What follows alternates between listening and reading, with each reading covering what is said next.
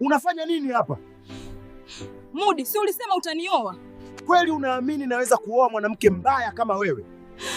Ewe Mungu wangu, nimekukosea nini mpaka ukanipa sura mbaya kiasi hiki? Kwa nini? Paka hii usoni mwako na utakuwa mwanamke mrembo kupita wote katika kijiji hiki. Lakini kumbuka, maji yasiguze uso wako kamwe. Uzuri wa kuwazima. Sehemu ya kwanza. Kijiji cha Donge kilikuwa na sifa mbili: ardhi yenye rutuba na midomo yenye sumu ya wanakijiji wake. Katika kijiji hiki, uzuri uliabudiwa kama pesa na ubaya ulionekana kama laana ya ukoo. Katikati ya hukumu hizo, aliishi binti mmoja aitwaye Shakira. Shakira hakuwa mlemavu, alikuwa na viungo vyote kamili. Shida yake kubwa ilikuwa usoni.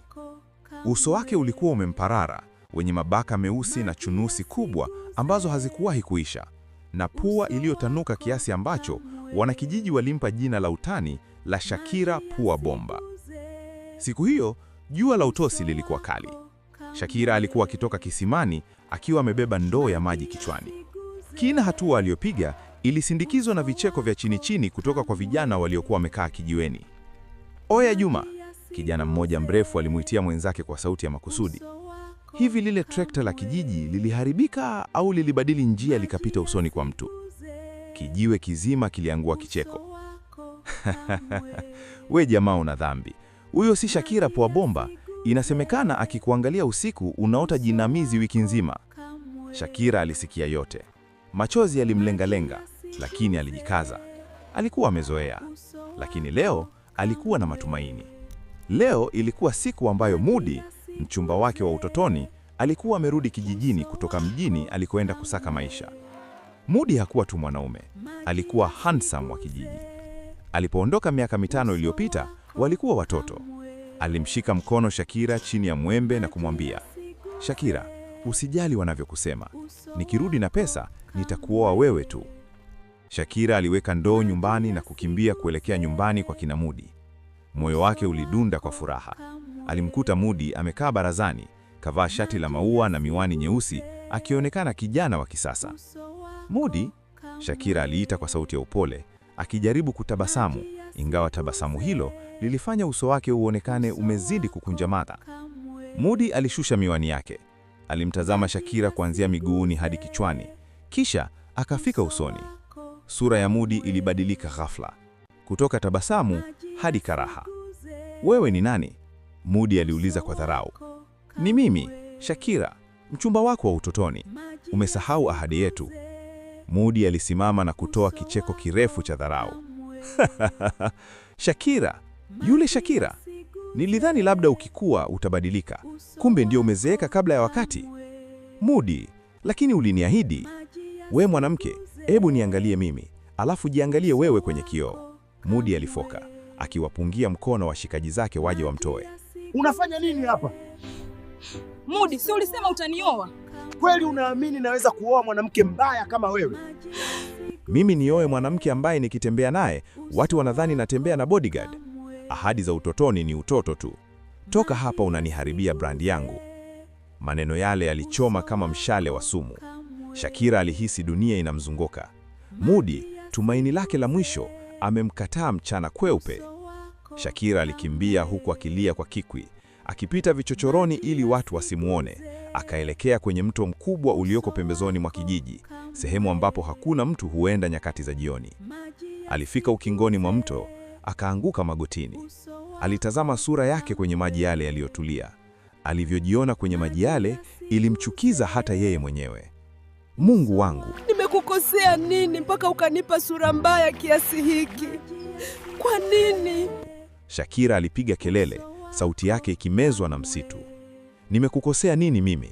Mbona umeniumba hivi? Kwa nini unanipa moyo wa kupenda, lakini unaninyima sura ya kupendwa?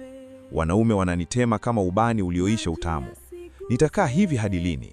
Bora unichukue tu." Machozi yake yalidondoka ndani ya maji ya mto. Ghafla, mazingira yalibadilika.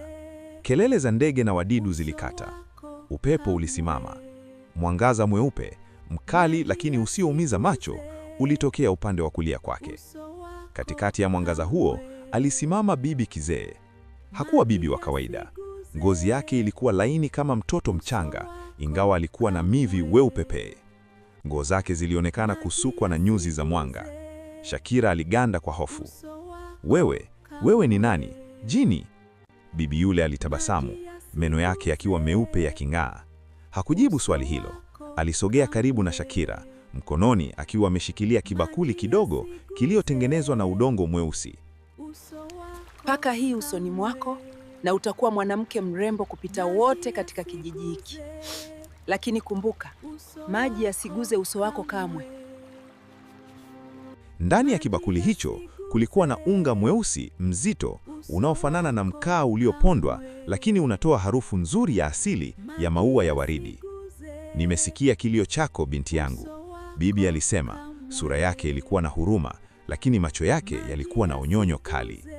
Dunia hii imejaa wapofu wanaoona kwa macho badala ya mioyo. Unataka uzuri? Unataka kuwafunika wote waliokucheka? Shakira alitetemeka, lakini tamaa ya kuwa mrembo ilizidi hofu. Ndiyo bibi, nipo tayari kufanya chochote, hata kama ni kutoa kafara. Bibi alicheka kidogo. Hakuna kafara ya damu hapa. Uzuri huu ni wa kuwazima. Alimkabidhi Shakira kile kibakuli. Chukua hii skrabu ya giza, bibi alielekeza. Paka usoni mwako usiku huu kabla hujalala. Asubuhi utakapoamka, utakuwa mwanamke mrembo kupita wote kijijini Donge.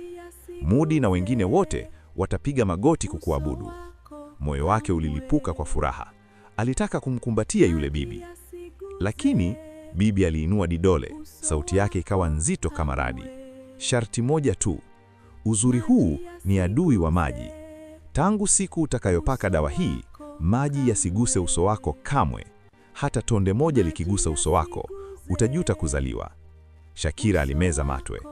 Kutokunoa uso maisha yake yote, hilo lilionekana sharti gumu, lakini alipokumbuka dharau za Mudi, aliona ni afadhali kutokunoa kuliko kuendelea kuitwa pua bomba.